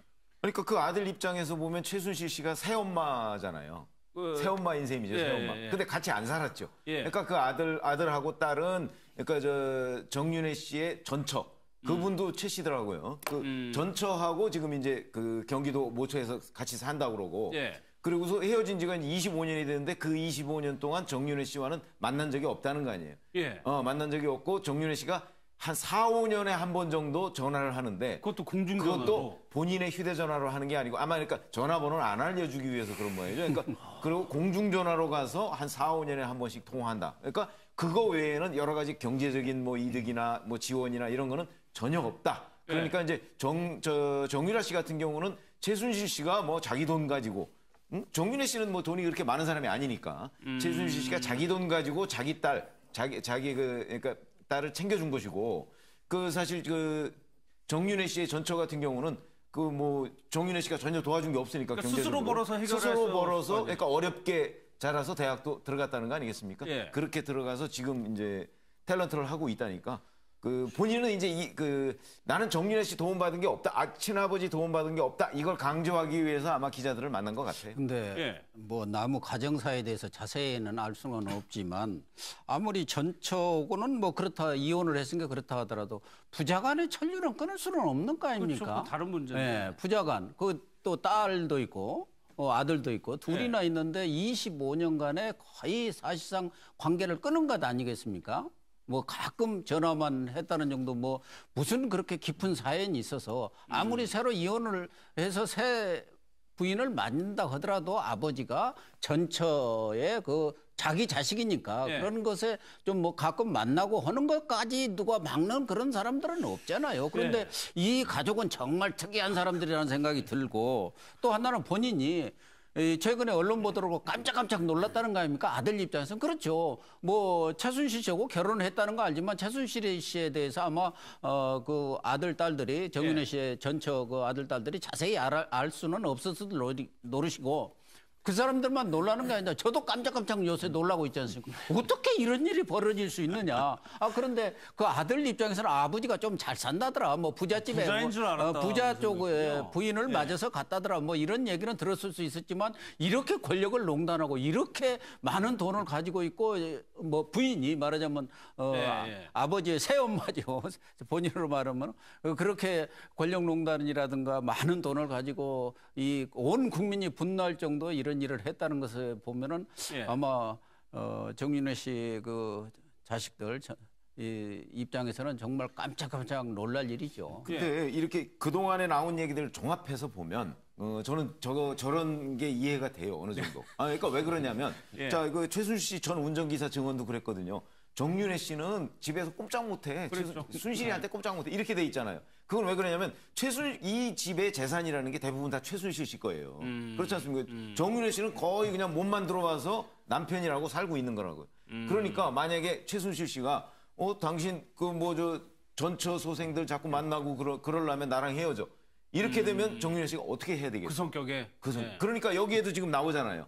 이 정윤회 씨 그 아들 얘기도 사실은 자기들하고 이렇게 만나는 것이 최순실 씨한테 들켰기 때문에 뭐 서로 뭐 별거 했다는 등 뭐 이런 얘기들이 나오고 있는 걸 보면 그 정윤회 씨 아버지도 그런 비슷한 얘기를 했어요. 그렇죠. 그걸 종합해 보면 이 집의 그 어떤 권력 관계, 이 가정 내에서의 권력 관계는 그 최순실 씨가 완전한 갑, 그다음에 정윤회 씨가 을 정도 되는 거기 때문에 못 만나게 하면 그 만나는 사실을 알릴 수가 없겠죠. 아마 그래서 형성된 것 같아요. 을도 아니고 병 정도고 자칫하면 좀 심하게 뭐 머슴 정도 최신의 집 머슴으로 들어간 게 아닌가 하는 느낌도 같습니다.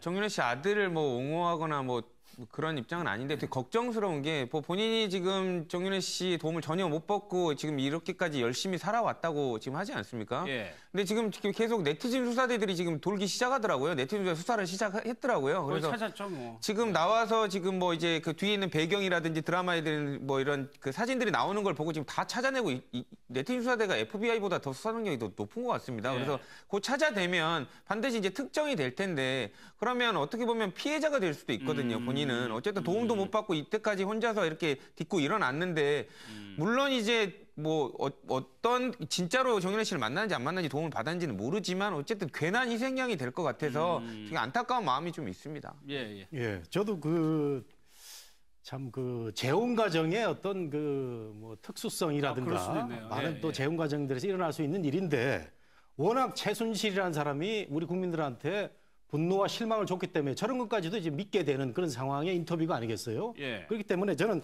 우리 시청자들이 도덕적인 문제 이런 점에 관심은 가지되 어떤 최순실이 저지른 여러 가지 불법적인 상황과는 좀 구별을 할 필요가 있고 그다음에 엄밀히 얘기하면 정윤회 씨는 지금 뭐 그렇게 혐의가 구체적으로 드러나지 않아서 그런 상황에서 우리가 연결시켜서 이제 하기는 좀 그런데 어쨌든 간에 우리가 봐도 정말 매정하고 비정한 아버지로는 보이는 건 사실이에요. 그게 이제 저는 이렇게 생각합니다.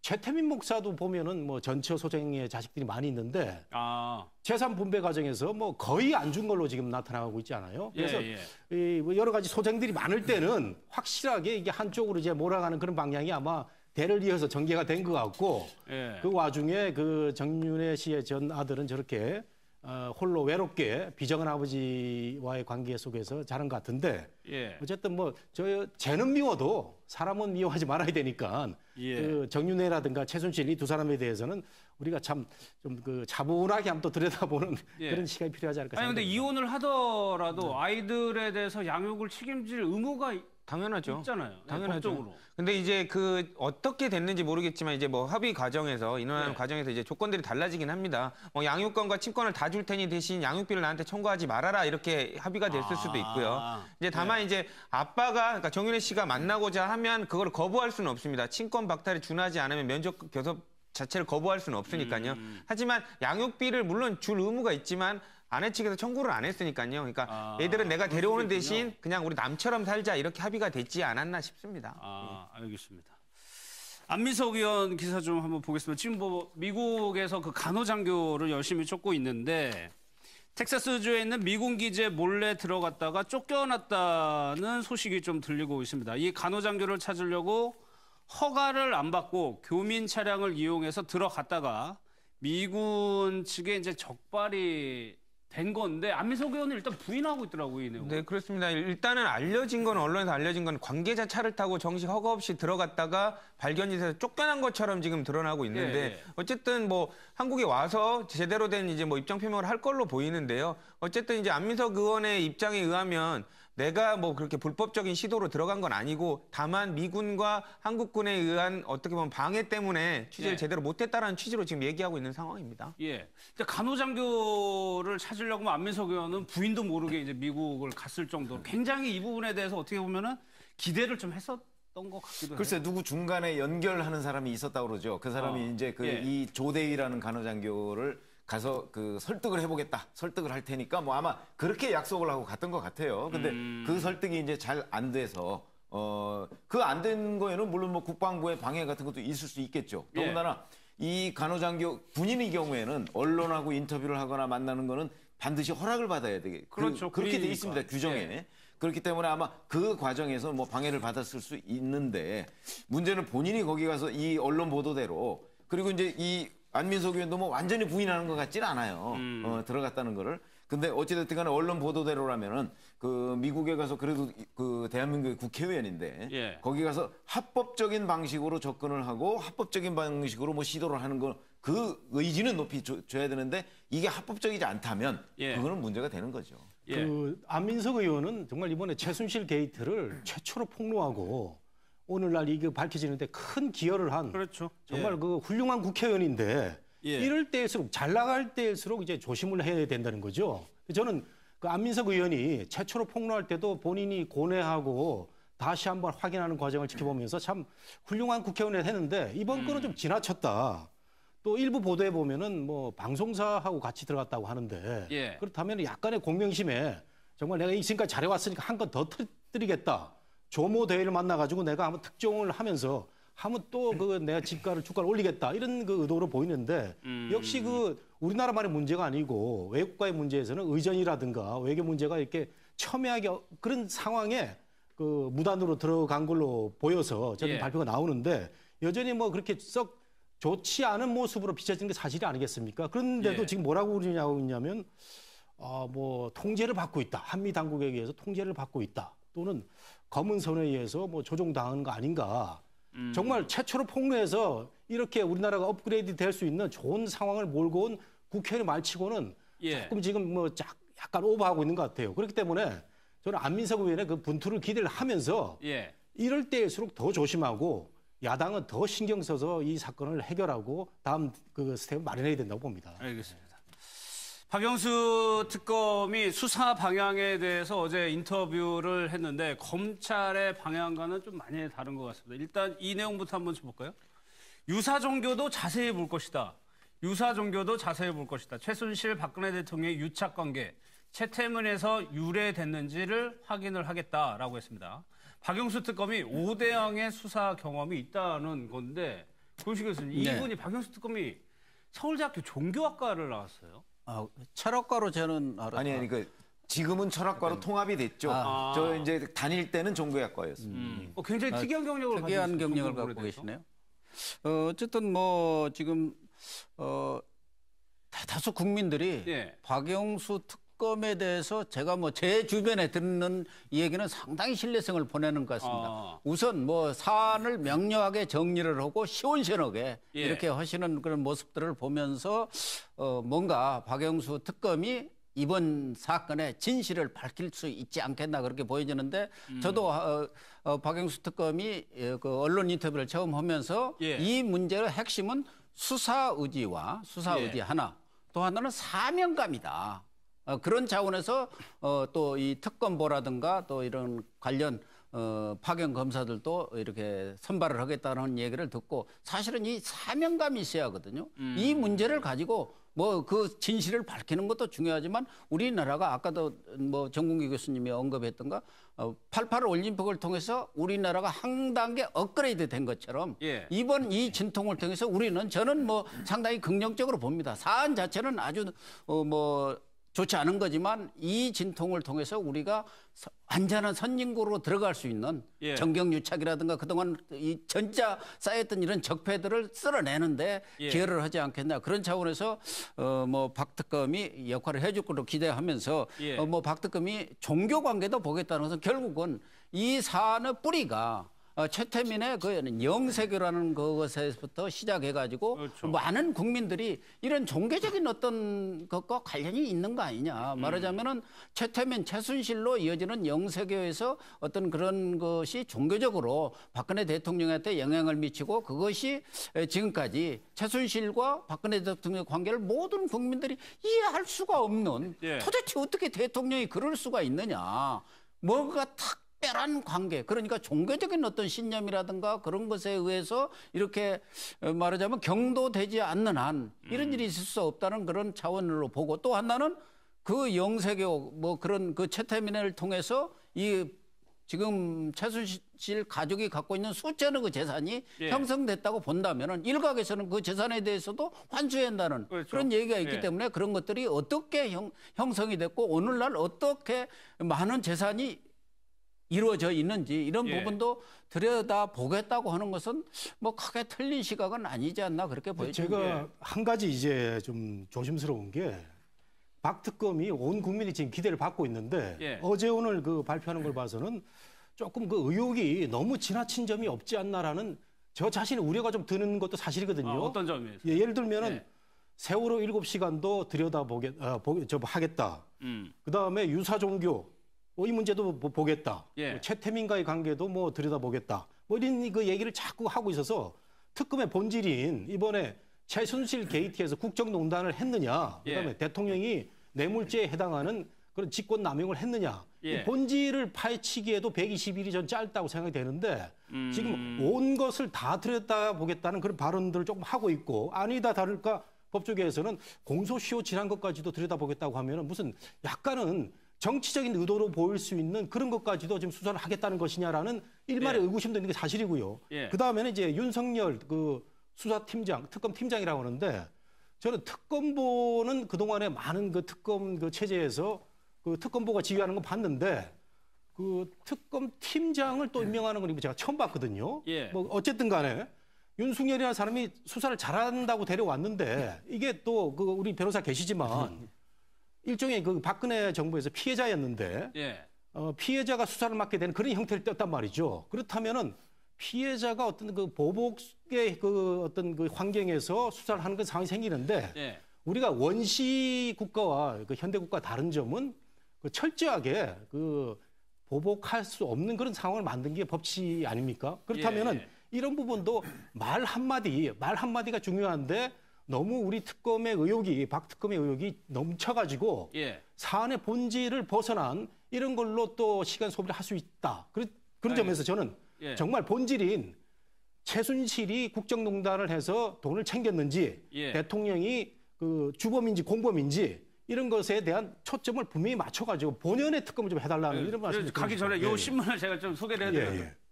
이 얘기는 더 크게 있습니다. 뇌물죄는 일단 얘기했고 이제 옆에 기사라는 걸 좀 얘기해드리고 그 박특검이 얘기하는 거를 사실 이게 이제 우리가 신문만 봐서 그러는데 사실 동영상으로 한번 보시면 그 약간 어감이 좀 다릅니다. 무슨 얘기냐면 세월호 7시간을 조사하겠다가 아니고 조사할 수도 있답니다. 할 수도 있다. 그다음에 뭐 다른 뭐 유사 종교 뭐 이런 문제도 내가 그걸 꼭 들여다보겠다가 아니고 그게 이번 사건과 연관돼 있다면 이런 여러 가지 이런 조건절이나 뭐 이런 것들이 들어가 있어요. 이 얘기는 무슨 얘기냐면 자 지금 120일 가지고 한 40년 전부터 지금까지 조사 다 할 수 있겠습니까? 그거 조사 다 못하는 거거든요. 그렇기 때문에 지금 박특검의 얘기는 근데 조사를 하다 보면 왜냐하면 이게 이 특검법에도 그렇게 돼 있어요. 관련돼서 인지된 사건 이렇게 돼 있거든요. 그렇죠. 15가지가 있는데 14번째까지는 무슨 사건이라고 이렇게 다 해 있고 의혹을 15번째는 이거 관련돼서 인지한 사건도 들어가 있어요. 그러니까 만약에 이 지금 박특검이 하는 얘기가 그거거든요. 전제가 있는 거군요. 그렇죠. 관련돼서 하다가 보면 예를 들어서 유사종교 부분을 안 들여다봐서는 이 문제가 풀리지 않는다 그러면 그것도 들여다볼 수 있다는 얘기지. 지금부터 처음부터 그걸 목표로 들어가서 하겠다? 이렇게 되면은 120일 아니라 240일간 해도 못할 겁니다. 저도 최병민 편집장님 말에 이제 동의를 하는데요. 저는 이제 개인적으로 박영수 고검장님, 이게 지금은 박영수 특검님이십니다만은 저는 개인적으로 되게 친합니다. 그래서 이제 어떻게 수사하시는지에 대한 평소에 소신을 되게 많이 말씀을 해주시는데요. 항상 강조하시는 게 환부만 도려내서 그것만 도려내는 수사가 필요하다라고 항상 강조를 하시거든요. 그렇기 때문에 아까 말씀 주신 대로 편집장님께서 말씀 주셨지만 관련이 있으면 들여다보겠다는 취지실 거고요. 그리고 어쨌든 지금 제일 중요한 부분은 지금 환부가 지금 농단에 관련된 부분이기 때문에 그거에 관련된 부분 그리고 박근혜 대통령이 얼마나 개입됐고 박근혜 대통령의 정확한 혐의가 뭔지 이런 부분까지도 살펴볼 부분이 핵심이 될 거고요. 그 나머지 부분은 연관이 간접적으로라도 되어 있다면 들여보겠다는 얘기일 정도로 지금 생각이 될 수 있고요. 그리고 이제 저는 박영수 그 특검이 된 부분에 있어서 저는 이제 그 개인적으로도 되게 후덕한 외모이시지만 상당히 원칙주의자십니다. 그래서 가깝고 누군가 인간적인 부분하고 일은 명확하게 가르치는 분이기 때문에 저는 개인적으로도 상당히 기대를 걸고 있고요. 그리고 윤석열 그 검사를 집어넣은 이유도 그 수사 능력만 본 것 같습니다. 왜냐하면 박영수 특검 자체가 사람에 대한 능력을 신뢰하고 그 능력에 따른 결과를 기대하는 분이시기 때문에 능력이 이렇게 어차피 윤석열 검사를 심어놓은 것만으로도 문제가 될 수 있거든요. 결과만 가지고. 그렇기 때문에 그 임무를 맡겼다면 공정하게 수사를 할 거라고 기대를 하고 맡기신 것 같습니다. 조 변호사님 이거 한번 여쭤볼게요. 직권남용을 적용을 했었는데 검찰에서는 이 부분을 원점에서 검토하겠다는 거는 결국에는 뇌물죄를 적용하겠다라는 의지 아니냐. 그러니까 쉽게 간단히 말하면 특검의 입장에서 봤을 때는 직권남용 너무 헐겁게 검찰이 제대로 수사 안 했다 이렇게 좀 질타하는 간접적인 면도 있습니다. 왜냐하면 직권남용이라는 건 대통령이 이건 통치행위의 일환으로서 나는 옳은 줄 알았어요 이러면 빠져나갈 수 있거든요. 근데 그거 말고도 그거보다 훨씬 더 간접적이고 직접적인 증거가 많은 뇌물죄를 검토를 안 하고 직권남용에 관련된 부분만 언급한 거는 어떻게 보면 돌려서 얘기를 하셨지만 검찰이 헛다리 좀 짚은 면이 있다. 그렇기 때문에 몸통을 수사를 하겠다라는 의지를 표명한 것으로 보입니다. 몸통을. 그렇게 되면 대기업도 바로 영향을 받는 거죠. 그러니까 저는 이 수사에서 특검이 가장 포인트를 맞출 부분은 아까 말씀드린 대로 대통령의 직권남용 부분이 아니라 대통령이 대기업들과 합쳐서 그 이루어진 부분들, 뇌물죄에 관련된 부분을 그 정면으로 칼날을 겨눌 거라고 저는 보입니다. 그래서 우리가 박 특검한테 기대하는 게 크죠. 우리 변호사님 말씀하신 대로. 근데 이 중요한 문제를 다루기 위해도 120일은 너무 짧은데 당연히 직권남용 조사해야죠.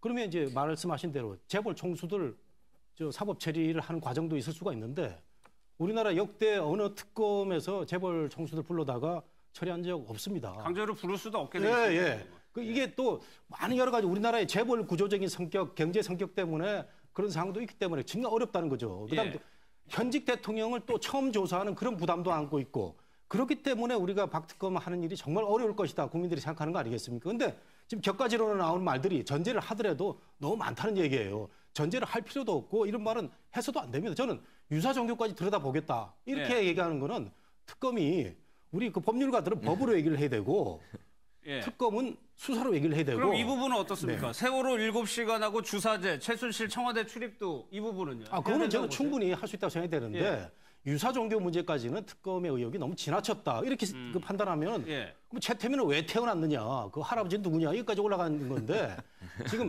의혹이 저는 긍정적으로 봅니다. 의혹이 굉장히 그 강하다 보니까 이렇게 그 표현이 되는 건데 저는 이번 특검이 잘하기 위해서는 특검 본연, 그다음에 특검을 보좌하는 특검보, 그다음에 수사팀장 다 저 냉정함을 좀 유지를 하고요. 언론도 우리 그 언론들 굉장히 수고를 많이 하는데 한자 한자 받아 적는 게 중요한 게 아니고요. 알겠습니다. 120일 뒤에 우리 결과를 한번 잘 지켜보자고. 여기서 청와대 여기 최순실 씨가 뭐 거의 뭐 내 집 들어들었다. 그렇죠. 이거는 경호실하고 직접 연관이 경호실하고 직접 연관이 있죠. 그럼 만약에 저걸 제대로 수사하려면 사실 경호실 압수수색을 해야 될 거예요. 그렇죠. 경호실에 기록이 있을 가능성이 있거든요. 그리고 경호실 사람들을 다 불러다가 그 정말 몰랐느냐? 왜냐하면 모를 수가 없어요. 왜 그러냐면 거기에 기록에 안 남기고 청와대를 출입하려면요. 청와대 예를 들어서 안봉근 비서관이나 이런 사람들이 전화를 해서 경호실에 이따가 오후 뭐 한 3시 몇 분에 누가 몇 호차를 타고 들어온다. 이렇게는 얘기를 해줘야 돼요. 그렇죠. 그래야지 거기서 통과시키거든요. 그러니까 경호실에는 그걸 적어놓든지 여하튼 어떤 식으로 해서 그 통보를 받았을 거예요. 그렇지 않으면 통과가 안 되니까. 그거 경호실 다 알 수 있겠죠. 그러나 자 이제 이 드나든 것과 지금 박영수 특검이 얘기하는 그 이 사건의 본질과 관련이 있느냐 이제 이런 것들이 굉장히 중요해요. 관련 없는데 뭐 그 청와대가 그냥 다 뒤져가지고 모든 뭐 그냥 국민들이 궁금해하는 거 다 털어놓겠다 이렇게 얘기하는 건 곤란한 거거든요. 그런 점에서 보면 그 아마 지금 박영수 특검이 얘기하는 것도 관련이 있으면 해보겠다는 걸 거예요. 근데 그 특검의 의지보다는 제가 보니까 기자들의 의혹이 너무 좀 앞서서 자꾸 이렇게 약간 과장돼서 보도하는 것 아닌가 이런 생각도 듭니다. 유사종교 얘기도 그래서 나왔을 겁니다. 지금 권력농단이 핵심 아닙니까? 그러면 이 권력농단이 왜 이루어졌냐에 대해서 여러 가지 얘기들이 나왔잖아요. 그동안 뭐 최태민 씨 관련이 있지만 뭐 어떤 최면술 얘기도 나오고 구판 얘기도 나오고 종교의식들 그런 것들이 나왔기 때문에 그렇죠. 이 권력농단을 핵심을 수사하는 데 있어서 그런 부분들이 혹시 영향을 미쳤는지 그 부분을 들여다보겠다는 것이지 영세교가 어떻게 생겼고 이들이 그걸 가지고 어떻게 뭐 경제적 이득을 취하고 다 그런 것까지 조사할 가능성도 없는 것이고 뭐 저분이 한두 번 수사해 본 분도 아니고 특검까지 하실 정도 뭐 되면은 말하자면 권력농단 그런 부분에 있어서 핵심이니까 거기에서 이런 종교적인 부분들 말하자면 최태민 씨로 이어지는 최순실로 이어지는 종교적인 부분과 그에 관련해서 나왔던 여러 가지 여론들이 많이 있었지 않습니까? 여러 의혹들이 그런 부분에 대해서 관련해서 함께 한번 들여다볼 부분이 있다면 보겠다. 그런 정도 아니었겠어요? 저는 개인적으로 박영수 특검이 지정될 때 그런 생각을 했습니다. 이제 대기업들, 연관된 대기업들 잠 안 오겠구나. 왜냐하면 대기업 관련된 재벌 수사 전문이시거든요. 그렇죠. 그렇기 때문에 재벌이 어떻게 방어하는지를 다 알고 계십니다. 그렇기 때문에 재벌이 어떻게 방어하고 어떻게 법무팀을 돌리는지를 다 알고 계시기 때문에 아마 지금 관련된 혐의를 받고 있는 대기업들은 아마 잠이 안 올 겁니다. 그러니까 이렇게 뇌물죄, 제3자 뇌물죄로 변경이 되면 대통령도 가장 뭐 1차적이지만 대기업 재벌들의 바로 대통령 상대가 재벌이기 때문에. 그러니까 준 사람도 처벌을 하거든요. 제3자 뇌물죄가 되면 준 사람도 처벌을 하게 돼요. 그러니까 준 사람, 받은 사람 다 처벌을 하게 되니까 재벌들도 지금 현재는 피해자인 것처럼 검찰 조사는 돼 있잖아요. 그러니까 이제 지금 현재 검찰 조사대로라면 재벌이 그 처벌 대상에서 제외되는데 만약에 제3자 뇌물죄가 된다면 그렇다면 지금 재벌들도 그 부분에 관해서 책임을 져야 되고 실제 그 뭐 실형이 나올 가능성 충분히 있죠. 근데 이게 참 그 우리가 지금 딜레마인 게 우리나라 경제가 어떻게 하다 보니까 재벌 경제 위주로 돼버렸단 말이죠. 이 재벌이라는 단어 자체도 전 세계적으로 우리나라에서만 있는 단어 아니겠습니까? 저는 뭐 젊은 시절부터 굉장히 이렇게 우리나라 구조가 재벌 경제로 가면 안 된다고 생각했는데 가버렸어요. 어떻게 하다 보니까. 그러다 보니까 삼성전자가 차지하는 비중이 뭐 주총에서 시총에서 얼마다 이런 게 나오고 삼성전자가 대졸 사원, 신입 사원을 그 채용을 줄이면 온 경제가 타격을 받고 대학의 졸업생들이 타격을 받고 학부모들이 타격을 받고 이렇게 물고 물리는 이런 과정에서 지금 재벌 총수들이 다시 또 수사를 받게 되는 상황이고요. 그다음에 우리 지금 이 상황이 잘 알려지지 않은 사안인데 우리나라의 많은 기업들이 지금 워크아웃을 거치고 중국 기업이나 팔려가는 기업들이 지금 많이 있습니다. 이 사실을 또 지금 그렇게 알려지지 않고 있어요. 그렇기 때문에 경제도 이렇게 어려운데 과연 할 수 있을 것인가라는 국민들의 정말 그 우려도 있고 또 하나는 이 와중에 또 그 소득이 많은 사람들한테는 또 아주 불만인 경우가 생겼어요. 뭐 5억이 넘는 사람들에 대해서는 40%의 지금 세금 물렸지 않습니까? 소득세. 뭐 이런 게 이제 앞으로 점진적으로 강화된다 보면은 재벌 경제와 그다음에 시장 경제에 대한 여러 가지 압박이 올 수 있기 때문에 우리 그 박 특검이 이런 그 구조적인 한계 상황을 어떻게 극복하고 수사를 잘할지 이런 게 참 우리 그 국민들 걱정이 된다는 얘기죠. 응원을 해줘야 되는 문제죠. 뭐 그렇죠. 될 게 아니고. 마지막으로 좀 이 기사를 한번 보겠습니다. 오늘 촛불 집회가 예정돼 있는데 청와대 코앞인 100m까지 촛불 집회를 할 수 있습니다. 요 지도가 청와대를 좀 확대해 놓은 건데 분수대가 있어요. 청와대 앞에 보면 분수대 있는데 그 옆에까지 갈 수 있다는 얘기. 네, 경찰은 이제 처음에 이제 그게 100m 안에까지 들어온다라고 해서 이제 금지 통고를 했었는데 지금 계속 보면 이제 법원이 계속 길을 터주고 있습니다. 시간도 그렇고 저녁 10시까지도 가능하게 돼 있고 이렇게 터주는 걸로 봐서 지금 이제 법원에서 입장에서도 원래 이 정도 인파가 모이고 그 장소가 청와대라면 금지할 이유가 충분히 있거든요. 그럼에도 자꾸 터지는 이유가 아마 신문을 법원에서 정치권에 보이는 것 같습니다. 청와대도. 국민이 이렇게 평화적인 집회로 이렇게 150만 명 정도 모이면 이제는 그 목소리가 뭔지 듣고 안 모이게 해라. 이 신호를 주는 것 같습니다. 저는. 그래서 오늘은 이거 시간 제한은 있는 거죠? 시간 제한은 10시까지는 이제 허가를 한 걸로 알려지고 있는데요. 그러니까 원래는 처음에는 200m까지만 이제 가능하다고 봤었는데 이제는 청운동 효자동 그 주민센터까지도 그 더 들어간 부분까지도 지금 이제 행진을 할 수 있도록 지금 허가를 해준 겁니다. 그럼 최명수 본부장님 여기 지도에서 길이를 재놨는데 여기서 570m 대통령이 있는 관저까지 570m래요. 그렇죠. 아니 관저까지는 그렇지만 사실은 저 경계에서 이제 파란 부분이 있지 않습니까? 거기에 이제 청와대 담장이 이렇게 쳐 있어요. 거기 기준으로 따지면 사실 100m도 안 되는 거예요. 이 효자 치안센터가. 분수대는 바로 그 옆에거든요. 그 청와대 담장하고.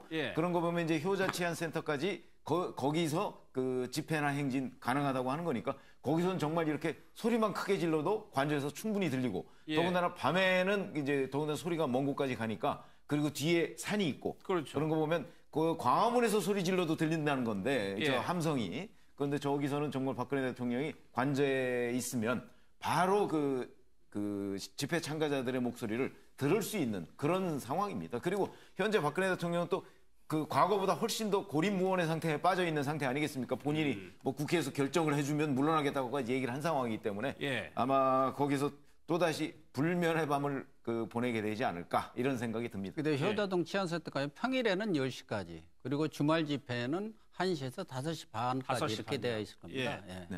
그러면은 뭐 그 전에 뭐 광화문에 했을 때도 충분히 들렸을 거라고 거리상 보는데 심적으로 그러면 더 압박하는 효과가 엄청난 압박 효과가 있다고 봐야죠. 100m 앞이라면 바로 옆에서 얘기하는 거나 똑같습니다. 그렇기 때문에 뭐 법원도 그렇고 뭐 어쨌든 뭐 그동안 촛불 집회가 100만, 150만이 했더라도 불상사 하나 없이 이렇게 잘 평화 집회가 됐기 때문에 법원에서도 그러한 부분에 대한 신뢰를 보내는 것이지만 법원 판사님들도 아마 똑같은 생각일 거예요. 대통령 직접 한번 큰 소리로 들어보세요. 그리고 좀 정신 바짝 차리세요. 뭐 이런 뜻 아닐까요? 예. 오늘 촛불 집회가 또 정치권의 영향, 늘 그렇듯이 정치권을 밀어내는 형태인데 어떻게 좀 전개될 거라고 보십니까? 일단 뭐 숫자하고요. 사람이 많이 모일 거는 이게 오히려 추산을 못할 정도라고 합니다. 왜냐하면 이제 직접적인 요인이 있지 않았습니까? 박근혜 대통령이 또 현실과 어긋난 국민의 감정과 어긋난 또 이제 담화를 했기 때문에 얼마나 모일지는 모르겠지만 지금 이제 비박계 행동에 관련해서 좀 이제 포인트를 주는 효과가 있을 것으로 보입니다. 이번에 촛불 집회가. 예, 그 우리 변호사 말씀에 저도 동감이고 지난번 3차 담화문을 대통령이 내용적으로는 저는 괜찮았는데 이 분위기상 그 소통하는데 실패했다는 거죠. 그 사실 5차 집회가 뭐 200만 아니었습니까? 이건 뭐 국민의 5%라고 하는데 200만의 목소리를 그 대통령이 이제 충분히 알아듣고 이제 전달하는 과정에서 그 단어 표현이라든가 오죽했으면 무슨 그 종편에 어떤 그 전직 장관이 나와가지고 뭐 대통령은 뭐 나르시즘에 빠졌다 이런 얘기도 했는데 대통령이 이제 그런 퍼스널리티를 갖고 있다면은 저는 참모들이 국민들의 그 목소리를 민심을 잘 살펴가지고 단어 하나, 뉘앙스 하나 그 다듬어야 되는데 그 부분이 3차 담화에서 없었어요. 근데 오늘 이제 또 집회가 있을 것으로 예상이 되는데 4차 담화를 하기에는 뭐 너무 그 우스꽝스러운 상황이 있을 걸로 예상이 돼서 저는 이 변호사 말씀대로 오늘의 이 집회는 그 탄핵 그 절차, 국회에서의 절차 과정에 대한 국민의 압박이든지 아니면 또 느슨한 압박이 될지 이런 목소리가 오늘 저녁에 전개될 걸 보이는데 결국은 모든 그 앞서 제가 말씀드렸다시피 그 결국에 정치가 해결돼야 하지 못하는 문제는 광장에서 나오지 않나 생각이 됩니다. 오늘 최대 인원이 집결할 것으로 예상이 되는데 좀 평화적으로 끝나기를 기원해 보겠습니다. 아침의 창 매일경제는 여기서 좀 마무리를 하고요. 이후에요. MBN 뉴스 특보로 계속적으로 소식을 전해드리도록 하겠습니다. 고맙습니다.